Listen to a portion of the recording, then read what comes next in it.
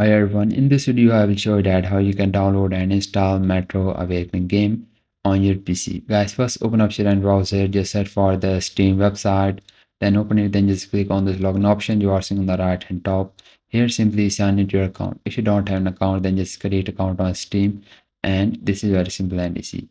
After that, just click on the install Steam option you are seeing on the top, and here just download the Steam and install it on your PC. Guys, this is also very simple and easy. After that, open up the Steam, then just log into your account, then just click on the top search box and just start the game, which is the Metro Awakening. Now this game appeared on the top, so open up this Metro Awakening game. Now once you open up this game, here just scroll down, guys, you will see the option of add to cart. So you can also buy the deluxe edition of this game. Just click on the add to cart option, click on the view my cart, then just click on the continue to payment option. And guys, here simply pay with the PayPal or any other cards you have. So once you pay the amount, now game was added to your library of Steam.